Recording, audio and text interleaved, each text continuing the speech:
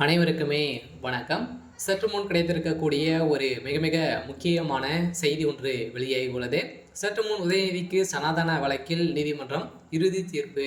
இது மாதிரி பார்த்தீங்கன்னா செய்திகள் வெளியாயிருக்கு. ஏற்கனவே பார்த்தீங்கன்னா உதயநிதி ஸ்டாலின் அவர்கள் திமுக துணை முதல்வராக பொறுப்பேற்றிருந்து உதயநிதி ஸ்டாலினுடைய வாய்க்கோலப்பாலும் பார்த்தீங்கன்னா திமுகவுடைய தலைமைக்குமே அழிந்து கொண்டு தான் சோறுது அனைவருமே பார்த்துட்டு இருக்கோம். ஸோ இந்த நிலையில் இப்போ சனாதன விவகாரத்தின் அடிப்படையில் உதயநிதி மீது இனி எந்த ஒரு வழக்கும் தொடரக்கூடாது என ஏற்கனவே உச்சநீதிமன்றம் தடை செய்தது. இந்த நிலையில் மீண்டும் பார்த்தீங்கன்னா உதயநிதி மீது சனாதன வழக்கின் மூலமாக வழக்குப்பதிவு பதிவு செய்திருக்காங்க. ஸோ இதன் அடிப்படையில் தான் இப்போ உதயநிதியுடைய கதை ஒட்டுமொத்தமாக முடிய போகுது. சில மீண்டும் மீண்டும் உதயநிதி ஸ்டாலின் அவர்கள் ஏற்கனவே பேசிய சம்பவத்தின் அடிப்படையில் இப்போ சனாதனம் தொடர்பாக உதயநிதி மீது இனி எந்த ஒரு வழக்கும் பதிவு செய்யக்கூடாது என உச்சநீதிமன்றம் தடை செய்துள்ள நிலையில் 2023 சனாதன தர்ம தொடர்பாக துணை முதல்வர் உதயநிதி பேசியது எதிராக மகாராஷ்டிரா, பீகார், கர்நாடகா, டெல்லி இது மாதிரி பார்த்தீங்கன்னா உள்ளிட்ட மாநிலங்களில் நிறைய எதிர்ப்புகள் வந்திருந்த நிலையில் அவருடைய போட்டோக்கள் அனைத்துமே எதிர்த்து மக்கள் அனைவருமே பார்த்தீங்கன்னா ஆவேசத்தை காட்டி அங்கங்கே வழக்கு பதிவு செஞ்சுருந்தாங்க. அந்த வழக்குகள் அனைத்தையுமே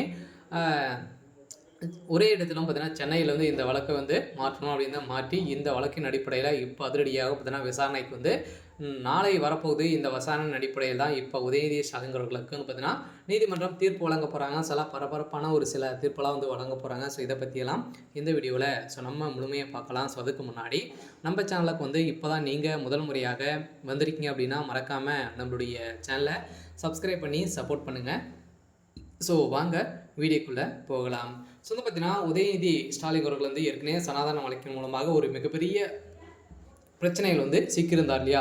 ஸோ இந்த அடிப்படையில் அதிரடியாக இந்த நிலை உதயநிதி மீது நிறைய வழக்கு பதிவும் செஞ்சுருந்தாங்க. இந்த வழக்கு பதிவின் அடிப்படையில் இப்போ அதிரடியாக இந்த சனாதன வழக்கின் மூலமாக பார்த்திங்கன்னா நாளை இந்த வழக்கு நிலவுக்கு வரப்போகுது. ஸோ இந்த வழக்கின் அடிப்படையில் அதிரடியாக பார்த்தீங்கன்னா இதில் சிக்கிய முக்கிய புள்ளிகள் அதே மாதிரி திமுக சேர்ந்த ராசா அவர்கள், சேகர் பாபு இவங்களாம் பார்த்தீங்கன்னா மக்களை இழிவாக இந்து மக்களை அனைவருமே இழிவாக பேசி இந்த நிலையில் இப்போ அதிரடியாக பார்த்தீங்கன்னா இதற்கு தகுந்த ஆதாரத்தோடு வந்திருக்காங்க. சொல்ல பார்த்தீங்கன்னா இந்த ஆதாரத்தின் அடிப்படையில் உதயநிதி இதை பேசியது ஒரு மிகப்பெரிய தவறு தான் அப்படின்ற மாதிரி பார்த்தீங்கன்னா இப்போ நீதிமன்றம் தீர்ப்பு வழங்க போகிறாங்க. ஏற்கனவே குறுக்கிட்ட மத்திய அரசின் செலிட்டர் ஜெனரல் மேத்தா அவர்களும் பார்த்தீங்கன்னா சனாதன தர்மத்தை கொரோனா போல ஒழிக்க வேண்டும் என துணை முதல்வராக உள்ள உதயநிதி ஸ்டாலின் பேசியது வேறு ஏதாவது ஒரு மாநிலத்தின் முதல்வர் குறிப்பிட்ட மதமும் இது போல அழிக்கப்பட வேண்டும் என பேசியதால் என நடந்திருக்கும் என்றார். ஸோ இந்த நிலையில் இவர் பேசியது ஒரு மிகப்பெரிய குற்றம் என நீதிமன்றம் நீதிபதிகள் பார்த்தீங்கன்னா இந்த விவகாரத்தின் அடிப்படையில் இந்த செய்தது ஒரு மிகப்பெரிய தவறு தான் அப்படின்ற மாதிரி உதயநிதி ஸ்டாலின் அவர்கள் பார்த்தீங்கன்னா மன்னிப்பு கேட்க வேண்டும். அதே மாதிரி மக்களுக்கு ஸோ நீங்கள் என்ன பதில் கொடுக்க போகிறீங்க அப்படின்ற மாதிரி இப்போ பார்த்தீங்கன்னா கேள்விகள் வைத்திருக்காங்க.